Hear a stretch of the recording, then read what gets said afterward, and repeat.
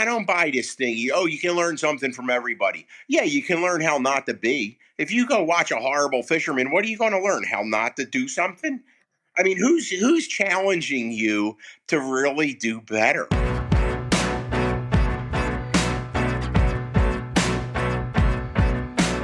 Hello and welcome back to the Fat Dad Fishing Show. My name is Rich Natoli, your regular host. Tonight we're being blessed with the presence of Frank Mahalik. We're going to talk about tautog fishing up and down the coast. 'Tis the season. Cold weather is finally here. To me, that really marks the kickoff. I'm looking forward to getting out on the water for some tog. I haven't yet. Looking forward to it. We're going to jump into this real quick because I have gotten a few texts today saying, the birds are playing tonight. And yes, I do know that the Eagles are playing tonight. I do know that they're probably going to win. At least that's what I'm hoping for. But listen, tog and fishing take precedence every day in this household. Well, at least the household part that I'm in charge of. My wife may have something different to say, but we got to talk tautog, and it's coming out, the season opener. Well, I shouldn't say the season opener. The expansion in New Jersey is coming, the limit expansion, so we're going to get into that. Before that, we need to go and talk about the sponsors of this podcast and live stream. Start off with our number one sponsor, Great Bay Outfitters on Radio Road in Tuckerton, New Jersey. Anything kayak related that you need, natives, old towns, parts, any accessories that you need, Paul and the team at Great Bay Outfitters have you covered. They even have different brands available through consignment, selling used kayaks. If there's something you need for a kayak, reach out to Paul, reach out to Great Bay Outfitters. And I'm going to just plug two things real quick. If you want to power your kayak, talk to Paul. He is absolutely insane about the modifications. So if you want to modify your kayak, reach out to Paul. He's got multiple different options, including the Garmin motor available for you. The second thing is, and I have to bring this up, if you're a kayak fisherman and you're kayak fishing right now or into the spring, please get a dry suit. We've seen multiple people die very recently because they're out on the water without a dry suit. And people say, don't jump on them for, they made a mistake. Well, listen, it's common sense. It's too cold. All right. Don't use this, whatever 110 rule, whatever the rules are. Get a freaking dry suit and put it on. It'll save your life. It saved mine once. And I've had other people out with me that have gone in the water, and it's not fun. And it's the one thing that people don't think about is if you're out with someone, you go in the water, whether you have a dry suit or not, you are now everybody's responsibility. And those people that are safe in their kayaks become unsafe trying to rescue you. And it gets even worse and more urgent when you do not have a dry suit on. I typically refuse to go out fishing at this time of the year with anyone that does not have a dry suit. Not because I'm an ass, not because I hate you, just because I don't want that level of responsibility on me. I've got a family that I want to get back to. So that's my little preach. I'll get off the soapbox and we'll jump into our second sponsor, Quad State Tune. Kevin Driscoll is your man.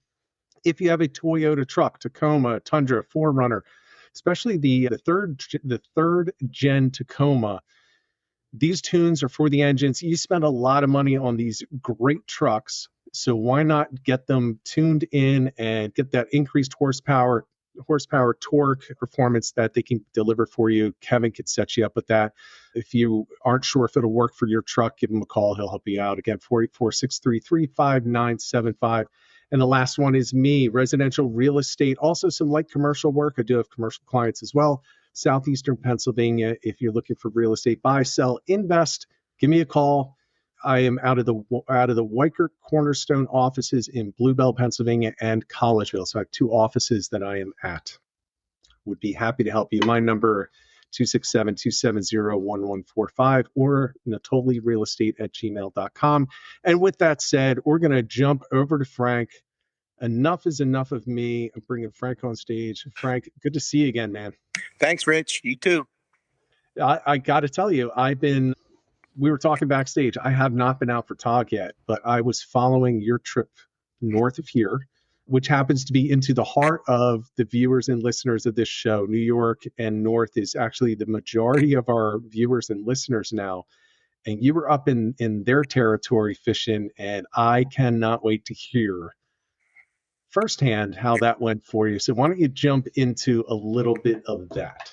Well, let me just share something, man. A couple of years ago, everybody kept saying, "Oh, you got to go up to Newport. You got to go up to Rhode Island." And I'm kind of funny. Like if somebody tells me I have to do something, I'm not doing it.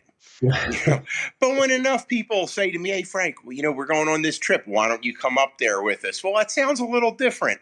And I went up there last year and I fished with Mike Littlefield on Archangel, and it was phenomenal. I mean, like Instabite for 2 days straight. It was a little nuts.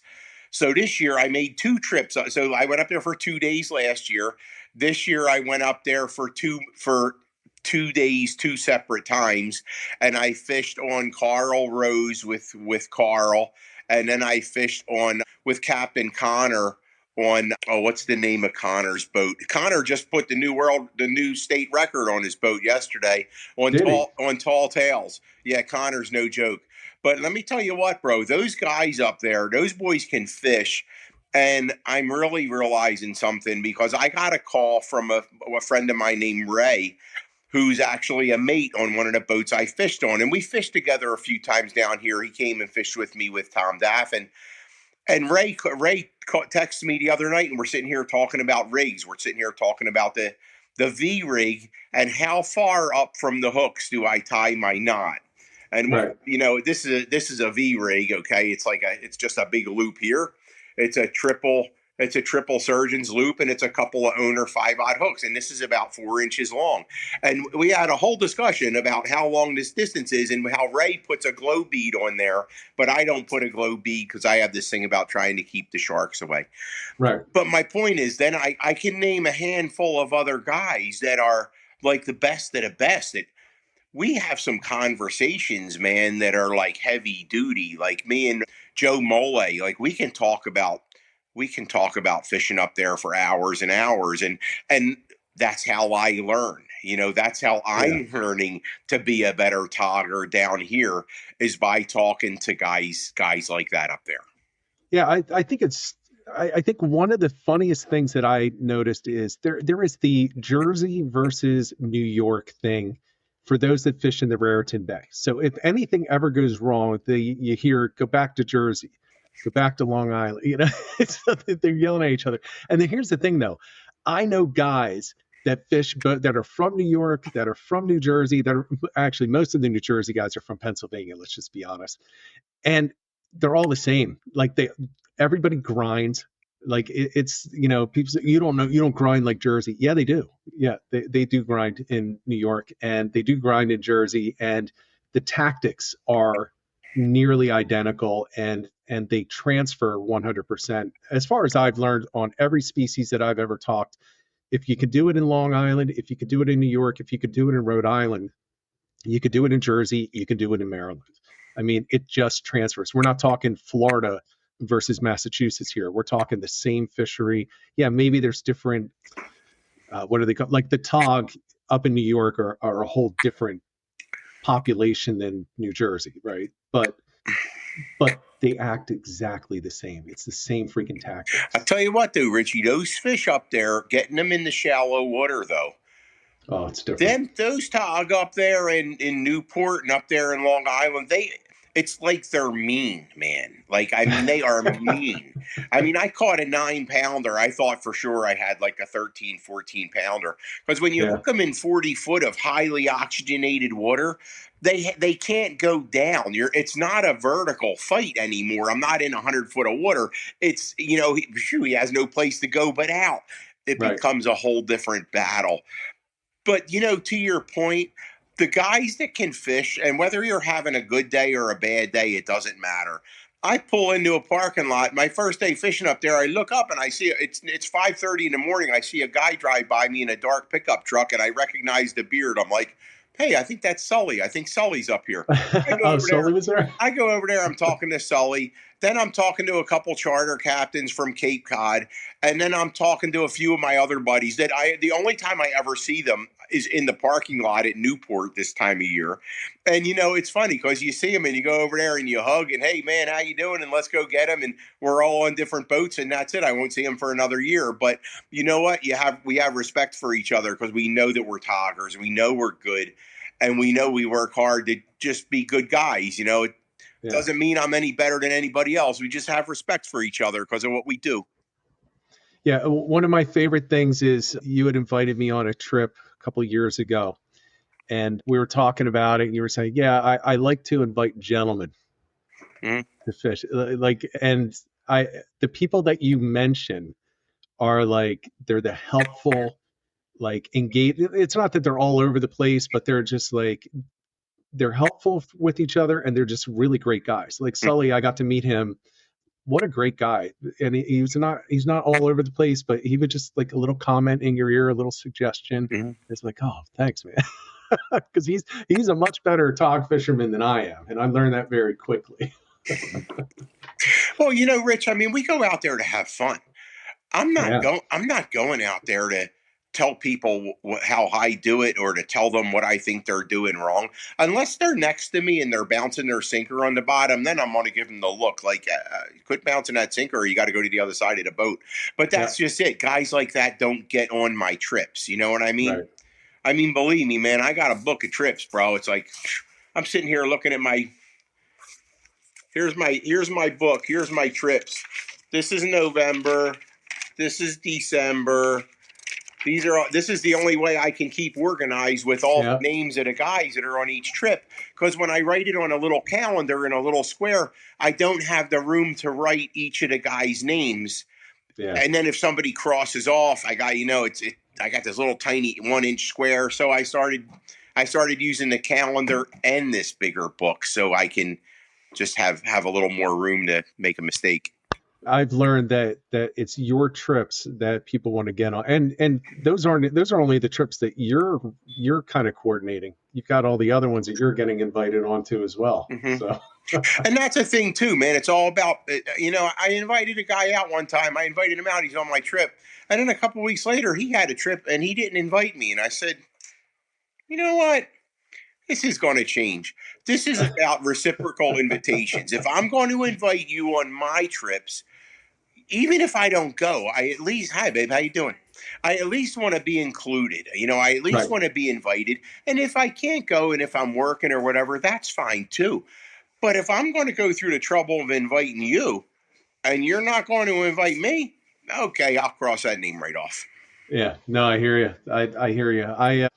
Well, hey, do you want to go on the trip for the Fat Dad Fishing Show? When is it? December 7th? December 7th. December 7th. Let me look.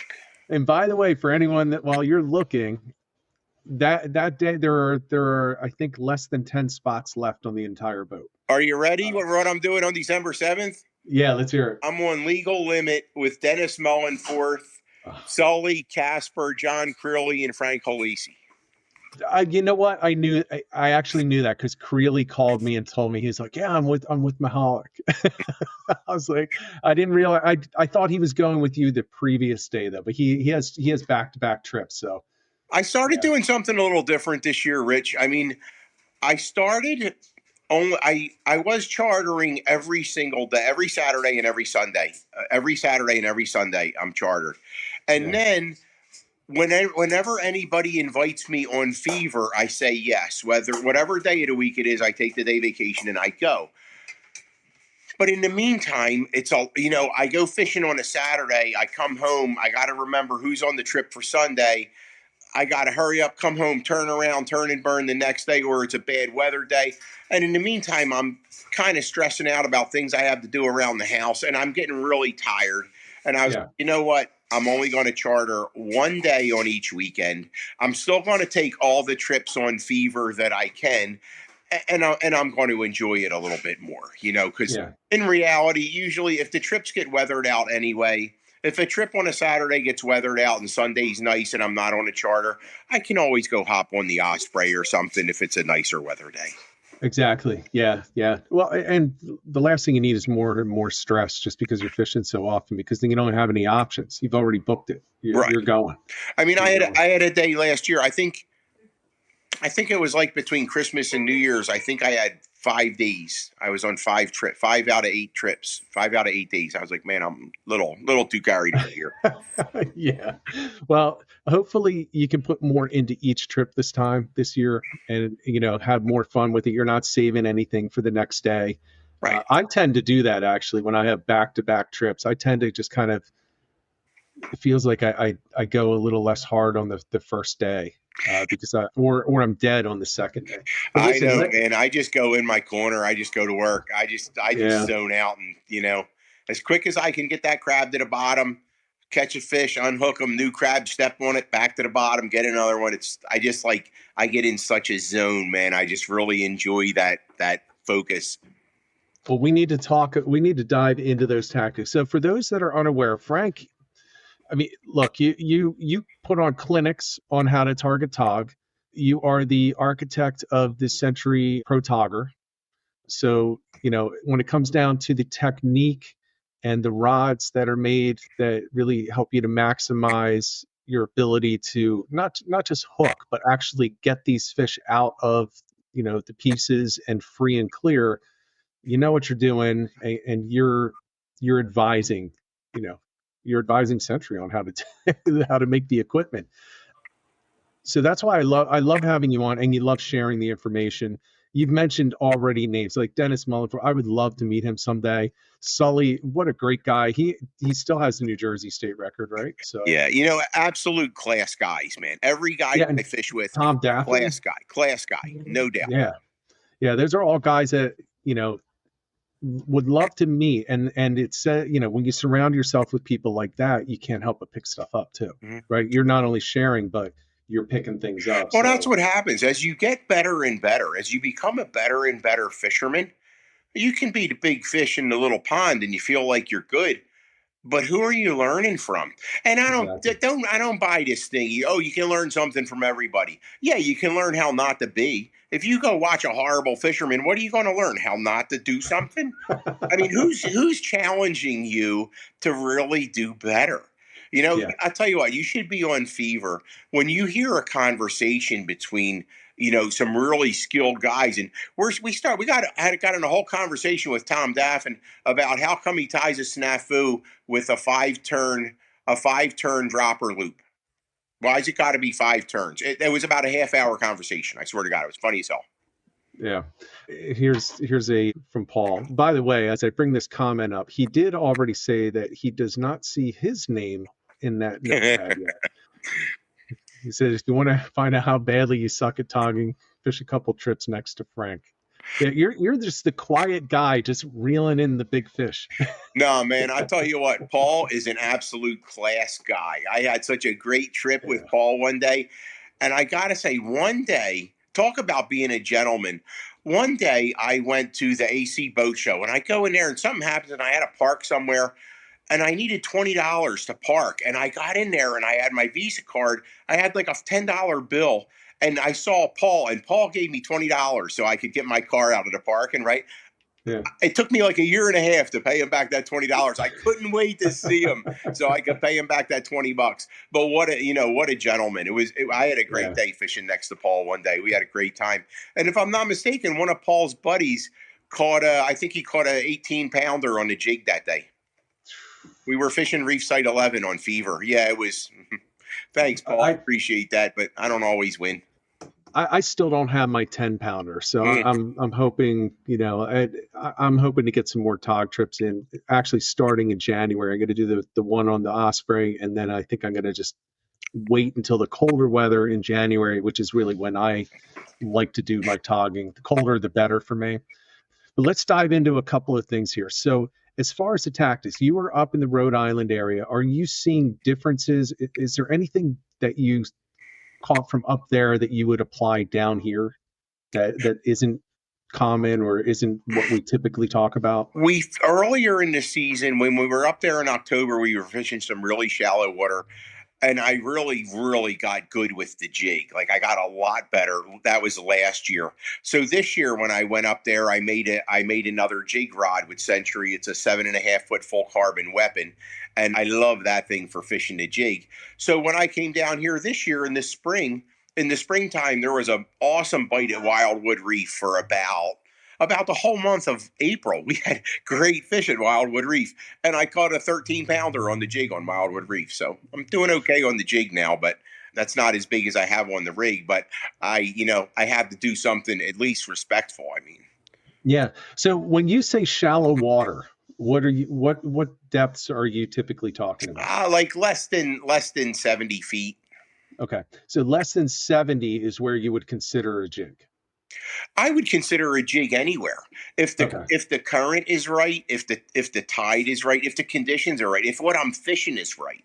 If I'm fishing, concrete rubble, low rubble, where again fishing up there, the fish, it's not a straight, your jig straight up and down, but when you hook the fish and the fish runs out, the Yeah. fish rubs on rocks. And it's not the rocks that cut you off up in Rhode Island. It's these real sharp barnacles that grow on the rocks that you come up. And I mean, up there, I'm fishing 20-pound line with an 80-pound leader. It's like 8 feet long, and it's Yeah. coming up shredded. So it's like, don't again. If the guy, I talked to a friend of mine, and he was going up there a couple of days ago, and he's like, "Oh yeah, I fish 20 on a leader." I'm like, "Not up there, you don't?" "Oh yeah, I do." I'm like, "Dude, you better bring your 60 and your 80, because if you fish 20, you're going to cry a lot." Yeah, exactly. It just doesn't work up there. Where down here we have, down out of Cape May, we have mostly soft growth on our rocks and on our wrecks. We don't have so much tackle shredding barnacles like they do up Right. there. Yeah. I mean, if you're going to get snagged and you're going to lose it in the structure here, it's because it went into the structure. It's not, it's you're screwed either way. Mm-hmm. But yeah, up there, the barnacles, it's not because of the size of the fish that you're going up on those leader sizes. It's because you're going to be grinding against that with every fish that you get. Well, when I had that fish on Wildwood Reef, man, I'm fishing a Saltiga, a SaltX 4000 reel. Yeah, this one here. It's a 4000. It's a little bigger than usual. It's got a big handle on it. What did I have?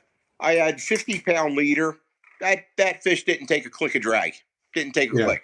I had that drag set on murder. Absolute. Yeah. We were in the hallway. I got a new reel, and I'm messing around. Something with an accurate reel. They have this new reel that I've been trying to use. It's called an Ascender. It's a 300. It's a really sweet little accurate reel. It's a really nice blackfish reel. And we were working on this, and I was in the hallway with Brian Mignon, and we were trying to check out the drag, and we were pulling on it. He's like, "Yeah, that's all I got." I'm like, "No, Brian, go more." He goes, "No, I can't." I'm like, "Brian, use two hands. Put one hand on the handle and one hand on the star, and crank that thing." And he's like, "Oh," he goes, "I didn't know you could do that." I said, "Well, that's how you get to murder, Yeah. But we were talking because Brian's an excellent fisherman, and he fishes Oshia jiggers a lot. And he tells me to, every now and then he'll get a fish and he can't stop it, and the fish gets back into the wreck. And that's one of those things, like how to really crank on that star drag, that unless you have a lot of experience fishing those reels, it just doesn't really click. And all of a sudden, me and Brian in a hallway in a hotel in Rhode Island, and all of a sudden, ding, okay, now I know how to crank on the drag. You better have the right rod if you're doing that, though. Absolutely. Just hang on, brother. Hang on. I've seen tuna guys and shark guys do that. Yeah. When they have the telephone pole, so they know that the rod's not going to snap, but they need something to slow that fish, and it's typically the shark and the tuna. Yeah, I've hooked those fish where I get the fish coming up, and it starts dogging, and I'll lower the rod, and I'll actually bow the rod to the fish. Sometimes where I have the rod almost straight up and down. Yeah. And he's still not taking I've caught 18-pound fish that don't take a click of drag. Yeah. If he does get drag on that first run, you're shot. Now I'll get the fish up 20 or 30 more feet, and then I'll drop a couple clicks off the drag. Right. Yeah, I have the hat. I got to improve my my tackle. I've had a couple of fish that I've had them well clear of the bottom, and they've dogged it straight back in, and I couldn't stop them. To the point where I'm thumbing the thing and burning my thumb trying to stop them. I was like, I'm max drag at 23 pounds, and this, this goes straight down. I guarantee you, if you have that reel at 23 pounds, that fish is not taking a click. Let me show you how to set your drag. Well, so this isn't a star drag. This is one of those, the little dial on the side. I was like, this sucks. Lever drags? Yeah. You know No, it what wasn't else even it a is? lever. It wasn't even a lever. It's like a little dial. Like you just turn with your fingers. I was like, this is stupid. This is You absolutely know what stupid. else, Rich? I don't use that reel anymore, by the way. The way I'm fishing, it's like a whole system. It's like the Ascender reel on the Pro Togger rod. It has 65-pound braid. It has an 80-pound top shot and 80-pound leader to my rig. I have another one that has 50-pound braid. It has 60-pound top shot and 60-pound leader to my rig. So if we're trophy hunting, if we're going to a really nasty spot, I'll use the 80. If we're fishing more, if we're, fishing 100 foot of water or just regular reef sites and stuff, I'll use the 50-pound braid with the 60. Does that make sense? It does. Yeah, it definitely does. And I think, well, let me ask you this. Do you notice any difference in the amount of weight that you need to use between those two? I usually fish at 10. A 10? I usually fish at 10. If for some reason, if I'm fishing like Reef Site 11, if I'm in the mouth of Delaware Bay, if it's a moon tide, it might, if the wind is with the tide, I might feel that 10 walking just a little bit with the 65. But then again, at Reef Site 11, I'm probably using my 50-pound outfit. I don't use my 65-pound outfit till if we start running offshore. If we get it, that's the thing. If we get a day where all of a sudden it's a bluebird day, winds less than 10 knots, it's going to be 2 feet, 2-3 footers. The captain will say, "Hey, do you want to make an offshore run?" We'll all put in some extra money. We get to the boat an hour early, and we have a special day at hitting some stuff that not a lot of people hit. Right. So you pull out the big stuffs because you get that shot. You're not going to, I mean, it may only end up being only a 10 pounder, but you got more opportunity at those larger. So you don't want to miss it. And again, sometimes we're fishing something out there that's really nasty. Sometimes it's not. It's just a matter of, the way my tackle is set up. It's the whole system. Like the 65-pound braid goes with the 80-pound mono and the 80-pound top shot because I can just lock it down and hang on. And I can basically do the exact same thing with the 50. The 50-pound braid and the 60-pound top shot and the 60-pound leader, I can do the same thing. I can just hold right on it and not give them a bit, and I'm going to hold it. Yeah. Let me ask you this: it's a shift, and one of the reasons I was asking about the weight is I don't know if this is true. I don't know if if it's a fact or not, but I'd like your opinion on this. I've been told by a couple of people, and for the record, I don't think this is correct. I could be wrong. I've heard from a couple of people for jig fishing that you should never go over 2 ounces because a tog will pick it up and feel the weight and drop it. Have you noticed anything like that when you're fishing the jig? No. I know plenty of guys that use 3. I know guys that are hardcore jig fishermen. They always fish a jig, and they'll fish up to 3. Me, I'm not that hard into it. Where if I'm fishing more than 2, it'll start to get a little uncomfortable with me, where I feel like I'm undergunned. So I'll put it away. But Richie, honestly, I'm fishing a 10-ounce weight. I feel a blackfish come by and pick up my crab and swim away with it, and I feel my 10-ounce sinker dragging across the bottom like I'm drifting for flounder. So that was the point that I brought up. They're like, "Oh, they'll drop it right away." I'm like, I don't think so, because I typically don't fish. Look, I'm not going where you're going, so I'm not fishing 10-ounce weights, but I am fishing 5s and 6s, and I've caught under 10 pounders that are picking it up and running with it. So it didn't quite make sense to me, but you never know, and that's why I ask, because you may say, yeah, actually it doesn't make any sense, but I can't keep one buttoned up at a certain weight. So when we're trying to blackfish, right, one of the most important skills is fishing a slack line, right? Yeah. So if I'm trying to fish a slack line with a 10, and I can just sit there and I can just loosen up my line and I can just put my tip up in the air, I can just sit there and totally relax. And I feel, if I'm getting a bite, I feel it. And I have a 10 on the bottom. If you're trying to do that with a 6, and as the boat's going up and down, don't you think maybe my 10 is a little more anchored on the bottom than your 6 is? Yeah, I work hard Hmm. to keep that thing anchored, Hmm.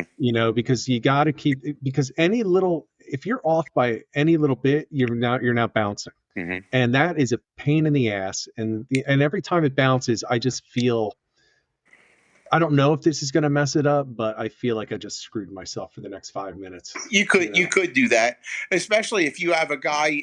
Some guys just fish too tight, man. Some Yeah, guys fish too tight, and you'll see him over there, and that guy that fishes too tight. He'll do okay on a calm day, but on a rough day, he's over there bouncing and bouncing and bouncing. And I only want one. I just want one bite. I just want one good chance at that fish all day. And yeah, if we're sitting there on rocks or if we're on a metal wreck and he's bouncing and bouncing and bouncing, I'll tell him once. I'll tell him once. If I have to tell him more than once, man, he's just not my kind of guy. He's yeah. just got to go fish with, I'm just not going to invite him on my trips anymore. But that's Right. what I mean. The guys that I have on my trips, these are good guys. You know what I mean? Yeah. I mean, I learned a lot. Just and I told you before we went out that day, and that wasn't even a great tog day. It was very early in the season. It was an amazing striped bass day, which was, I had a load of fun watching you. Just the smile on your face when you were tossing your leg, and the way that everyone coordinated, it was like a dance across that deck. People are casting over and just shifting to this other spot and then fishing down the thing. It was like this little conveyor belt. I think Qua was there. There were a bunch of Were we on people there. Fishmonger that day? Yeah, we were on the Monger that day. And we Yeah. were striper fishing. So we started for Tog and it was really slow and we were going to move out, and Jerry turned around and looked at you and said, and pointed to the bunker, Hmm. which is about a mile inshore from where we were, a mile or two. And everyone just kind of looked at him, looked at you, and you said, "Let's go." And we ran in, and it was crazy. We did it a few times that day, caught some Yeah. Tog, That day but I was testing weapon a weapon magnum taper rod. And yeah, it was 710. Man, I beat the hell out of bass. My whole mission that day, I was trying to catch twice as many fish as everybody else. So as you notice, when the boat would stop, I was fishing next to the house, so I could cast forward. While the yes, boat was still moving, I could cast forward, hook a fish, get it off, and get another cast before anybody else had their first fish in. So that my whole thing with trying that rod that day is I was just really trying to just put an ultimate beat down on the fish and get them in as fast as I could.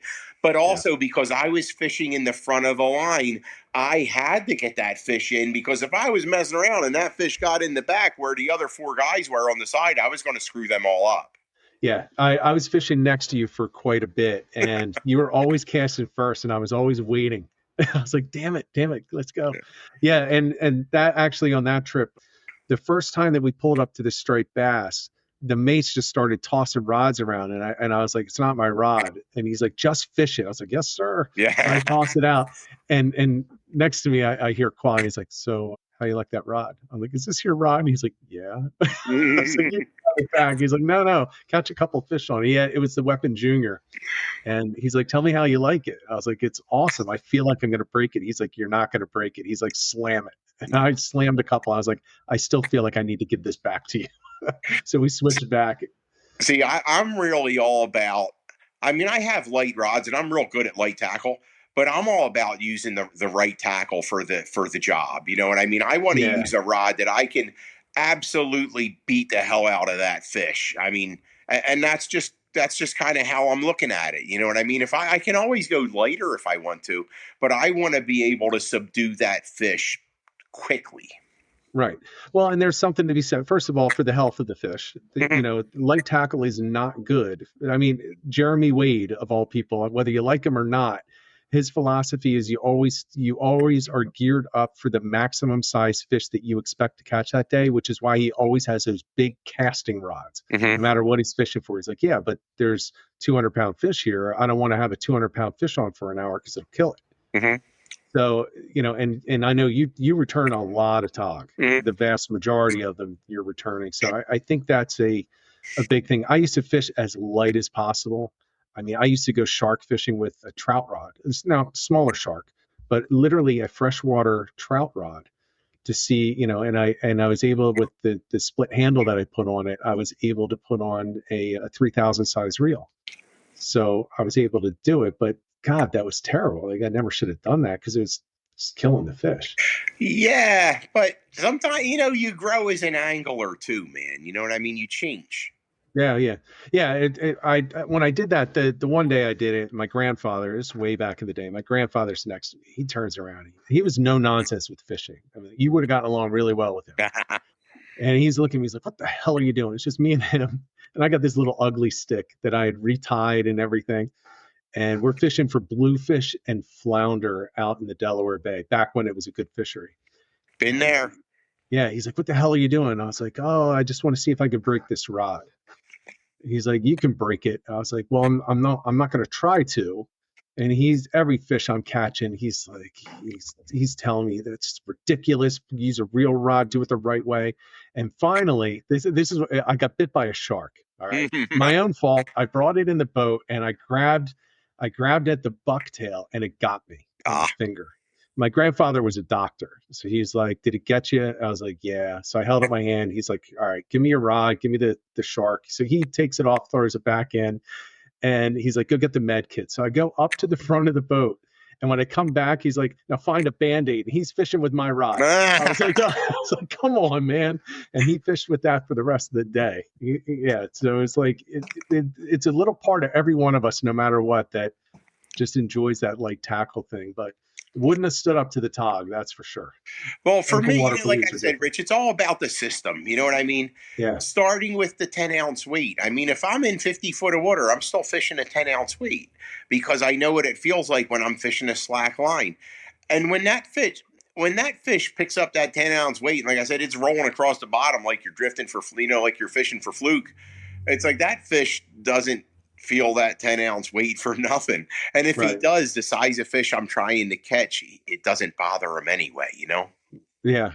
So let's talk real quick about it. So your whole setup, because you were definitely a system angler. You're like, as Paul had mentioned, or somebody had mentioned in there, you're like a technician when you're out there. Like you have it dialed the way that you want to have it dialed. And all the way down to how you hold the rod, how you set the hook. We don't need to go through all of that. I mean, let's save some stuff for the seminars, get people out to these boat shows and everything to see you. But let's first of all, you're a Century guy, so you're fishing Century rods, and it's the Pro Togger. And you've already talked about the reels and the line. But what are you typically going to be starting out with as far as a rig? Well, as far as for my braid, I'm going to attach about a 20-foot length of mono. That's called a top shot. And I'll tie it with an FG knot. Okay. And an FG knot, I could not tie a perfect FG knot until I discovered these tools. These are called line pullers, and they're from a company called 30 Fathoms. There you go. 30 Fathoms. They're knot pullers, and these are rubber, and they have a hole in them for a hook. So when I tie an FG, I can put the braid around this and the mono around this, and I can seat that FG perfectly. So I can tie a hell of an FG now, which is good, so I'm not constantly cutting my skin. I'll tie about a 25 foot top shot.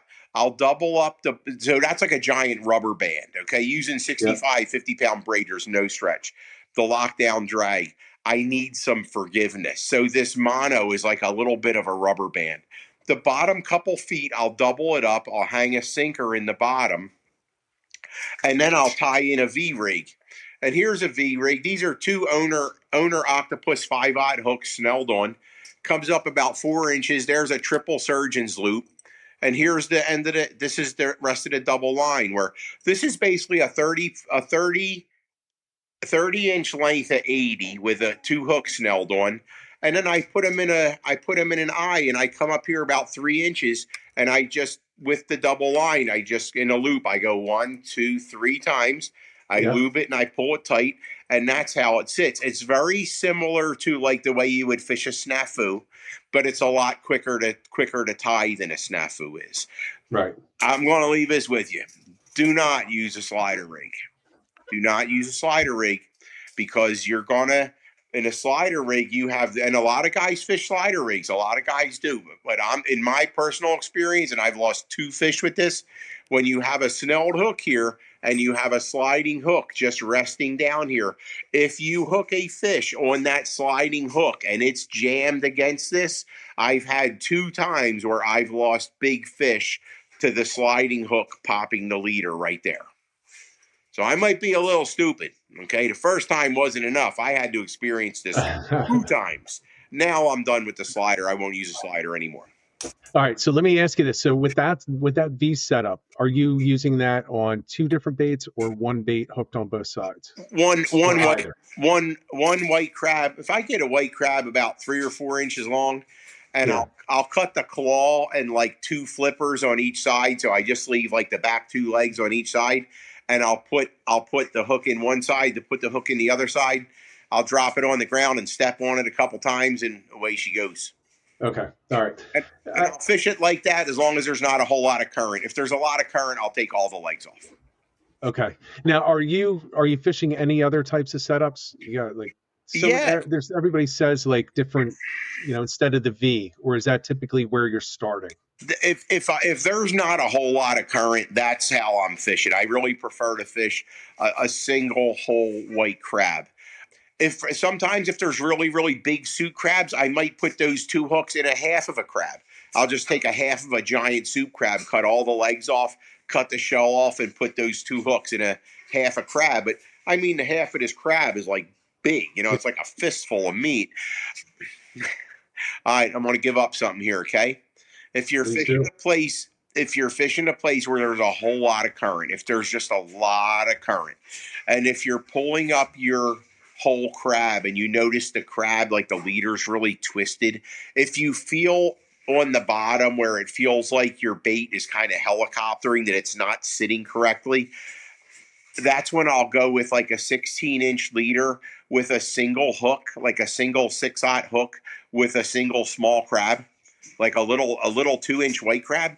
And I'll cut the legs off of one side, and I'll put the hook in the side with no legs, and the other half hanging away has the legs hanging off of it. It fishes really good in the current. If there's a lot of current that day, and you can get a really nice presentation that way, and I've caught some really big fish like that. It makes sense. I mean, it makes it more water or hydrodynamic, right? Mm-hmm. I almost said water dynamic, but hydrodynamic. So it's coming over the smooth side in the hook and then coming out over the legs. That's a little movement is good, but I don't want any spin. I want it to sit there and look nice. Because, I mean, especially, if we're out at Reef Site 11 and the wind's with the tide and the current's screaming, you gotta do something a little different. Maybe if the fish aren't biting, maybe you just try to give them a couple small pieces, something easy for them to eat. A nice little, like a little ice cube piece of bait, and just give them something easy to eat to get them going. So, okay, so we're not using slider rigs anymore. Nah. We're using Belmar rigs. But one thing I do want to really stress right now, because I have run into this, and on Tautog, actually, even though that's not like a species that I consider myself to be, trophy hunter at. But I've run into it on fish like, certainly tuna and shark, even bluefish. The hooks. So you mentioned the owner octopus hooks. Mm-hmm. Can we just spend 2 minutes stressing the importance of getting the right hook? Because to me, that is the biggest heartbreak cause that people run into every freaking year. And the cutting point. People are going out with eagle claws. What's your thought on that? Just don't complain when you lose your fish. Now, you know what else? Now, here's another thing that this is kind of experimental at this point, but look at this SaltX hook, okay? And this says that it's a 2/0. It's really more like a 5/0, but look at the size. It almost looks like a barbarian hook, the way it has that funky bend. It's a really heavy wire hook, and it really, the way that bend goes in the crab and out of the leg, this is really a cool hook. This thing's been doing really, really well. They're not quite available yet, but they will be, and it's a really good option. But, if you're spending all that money to go out and go tog fishing, use this. Because if you're using it, and it's funny, because I'll get into a conversation with a guy, he messages me, and we start going back and forth, and, what are you using? And I show him what I'm using. And then he'll send me a picture of a snafu tied with like these red beak hooks, and I'm like, all right, good luck. Good luck. I'm sorry, but I mean, I'm not going to stare and tell him like I wouldn't fish that, but I don't want to make people feel bad. If that's how he wants to fish, it's okay. Yeah, I think an important point though is I think as fishermen, generally speaking, we tend to be tempted to spend our money on sometimes the wrong things. Everybody wants a great reel for small fish, like fluke. You don't need a great reel to catch fluke. I don't care if you catch a 14 pounder. You can still get it on nearly any reel that's out there, whether it's a $30 reel or 200. But people are going out and they're fishing their, $300 reels that are just set up for fluke. Well, remember, Rich, the hook. The hook is at the end of the leader. It's at the end of the top shot. It's at the end of the braid. It's at the end of the reel with the lockdown drag. So there's not much forgiveness there. Exactly. And I think that, that's where you want to spend your money. And it's not like it's a lot of money. You want to spend your money on the rod. You want to spend your money on the hooks, the terminal tackle. And, I don't understand the thought that I'm going to go out there with this great setup that I spent all this time and effort to put together, whether it's the best or not. It's what I think is the best for me. I got the rod that's going to work. I got the reel that's going to work. And now I got these $2 hooks. And when you're talking about a tog, they're going to bend the $2 hooks. Well, Jigging World makes they have these hooks now. They're called Z Blade that a lot of the charter captains use. They're very, very good hooks. I haven't seen one of them bend. So there are some better hooks coming out in the market that are very good. But for me, like what the shape of that hook, the very thick wire shank, the short bend, the cutting point, the size of the wire with the short shank and the large bend, it's all part of the system. To have a thinner wire or to have this wire with a longer shank, well, that's what's going to make it bend because now the leverage point is too far away. Yeah, I'm interested to see how those tsunami or the SaltX do, the tsunami SaltX, because it is a longer, even though the shank isn't long, it is a much more surface area or length to that hook with that bend. I started using them about a year ago. Yeah. But let me see if I can get it. Where is it? It's tough because we have the smaller viewer here. There you go. See the bend? It's a kind of a funky bend on that hook, but it's a really heavy wire. And man, they're strong. They're really strong. I've caught some pretty big fish on them, and they haven't. I can tell how strong a hook is if I get it snagged in the bottom and I'm pulling and I'm breaking it out. If I straighten the hook out or if I break the point off of the hook or if I can get the hook back and maybe the tip's just dull, but the hook's still intact. That's kind of what I'm hoping for. Yeah. Yeah. It's like some of the jigs that I've used. One of the selling points was, well, it'll bend, but it'll go back to its original shape and still be strong. I'm like, I don't want it to bend. I'd rather have to resharpen the point. Who told you that lie? I've had a lot of people tell me that. But once you bend it, it's never the same. No. I'd rather have to resharpen a hook that didn't bend. And jig hooks are tough, man. I mean, the guys that fish up in Rhode Island in that structure, they're fishing. There's some guys that are making like 4X hooks in their jigs now. Yeah. I mean, they're very good. They're very good hooks. But I mean, at the end of the day, you know what? Dante Magic Tails was probably the first guy I saw that ever made a tog jig. They were really good. He's been making them better. He's got better and better hooks. A lot of guys make really good jigs now. Yeah. But, you know, they're usually with the jig, you're fishing a much lighter rod. So you don't have that total lockup like you have with a real heavy conventional outfit. Right. You know, when I swing the Pro Togger, I get that thing up in the air. I get some cranks on that fish. By the time he knows what's in trouble and the rod butt's in my hip and my hand's on the foregrip and that rod's up and it's quirked over, I got him. All I got to do is hold on, man. I got him probably 20 feet off the wreck. All I got to do is hold him. He's going to start dogging, and after he's done dogging, he's going to turn, and I'm going to get a couple cranks on him, and it's, it'll be over in a couple minutes. Yeah, eventually it'll be done, and you're going to have a nice release or a nice dinner. Yeah. Let me ask you this. We're getting close to our time here, but one of the most common questions is about baits. So if you have your choice of baits, let's talk the next, maybe they change as the season goes on. What's your first drop going to be if you have your choice of baits right now in the fall? White crab. White. It's white every time. If I'm inshore, if I'm fishing inshore, green crabs are fine too. If I'm fishing out, if I'm fishing more than 5 miles offshore, I really want to use a white crab.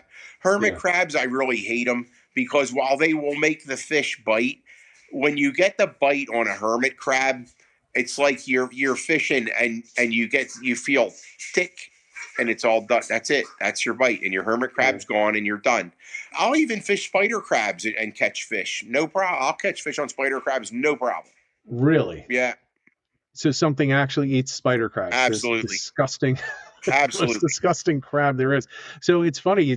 So there's a little tick on the hermit crab. So it seems like Qua would be a hermit crab fisherman because it's similar to the sheep's head, where you get just that little tick, and then you can set that hook. I'll tell you what I hate about the hermit crabs though is when you're out on a charter boat like the Osprey or Jamaica or one of those, and one person brings them and they're smacking those things with the hammer all day. Mm-hmm. That is the most annoying thing ever in the history of the world. I prefer when they prepare them. I even hate it when we're out there at Reef Site 11. Some guys on the Thelma Dale out of Delaware have a cooler full of hermit crabs. I hear them over there smacking them hermit crabs all day. I'm like, we get the hell away from me. But some guys in the plumbing industry, they use this tool. It's called a Pro Press, where instead of soldering copper pipes nowadays, they use this thing. It's like a rigid tool, and it has these jaws, and you hit the button and it goes. Yeah. Well, guys use a Pro Press, and they use it to crush their hermit crab shells.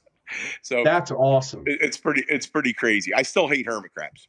Still, but that would be so much better. It's almost like I should just buy one and just let people use it.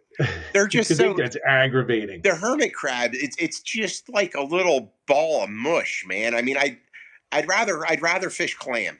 I mean, clam stays on the hook better than a hermit crab does, but yeah, the bite is so different. Where when you're fishing white crabs, they're going to come over. If you're fishing a whole white crab, you're going to have enough bait to get, you get.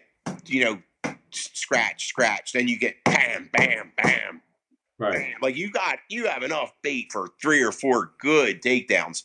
Then all of a sudden you fish with the hermit crab and you get tick. It's all done. No, you're done. All done. Yeah, and you ain't catching if you're not on the bottom. And it's all done. By the time you get the tick, you're like, here you are zoned into the scratch bite, and then you're getting walloped with the white crabs. And now you put on the hermit crab and you got to tick. You're all done. It's like, get these things away from me. Yeah, I personally have difficulty switching between styles like that. For me, actually, a big change every year is going from fluke to tog, because it's such a different bite and a different approach to it that I find that it takes me a few fish to make that switch, and then I'm on, right? Then I'm on. But if I can't fish, like I wouldn't be able to fish fluke in the morning and then fish effectively for tog in the afternoon, or vice versa, because it's like a knuckleballer. Yeah. Like I'm that hitter that can't hit a fastball after a knuckleball comes by. I'm done. Well, those white crabs, they are the natural bait that's out there. That white crabs they're not swimmers, they're crawlers. And usually when we're on our way in from wherever we're fishing, usually when we're on our way in on Fishing Fever, we stop and we haul our traps, so we have crabs for the next day. So when we're out there in, 50, 60 foot of water and we're hauling these traps and they're loaded with these beautiful white crabs, why would I not use these beautiful white crabs? If that's what's out there, if that's the natural bait on the bottom, them and spider crabs are out there too, that it just seems like, why would I want to be obstinate? And, and this is a thing too. You'll get some guy who's like, oh, we were killing them on green crabs in the spring. Oh, they love these green crabs. And, I mean, man, it's like, just because they love green crabs in the spring when you're fishing in 10 foot of water, the green crabs live inshore. The green crabs don't really live out in 100 foot of water. They live more in the estuaries. Right. So people get stuck in their ways, man. They get something stuck in their head, and I think people overthink fishing way too often, right? I think I think the tackle companies do a lot to kind of foster that. Like, you have to have this bait, you have to have this soft plastic, you have to, everybody, the no live bait needed. It's like, it's literally the same as 90% of the other ones. It's like, no, I don't have an NLBN, but I do have the identical soft plastic from 3 other manufacturers. And it's not a knock against them as a company. It's just, I think you're overthinking it. Yeah. Well, Richie, one day I was fishing with my buddy Mark one day. We were out, and I forget what boat we were on. I think we were with Tom. I think we were on Fever.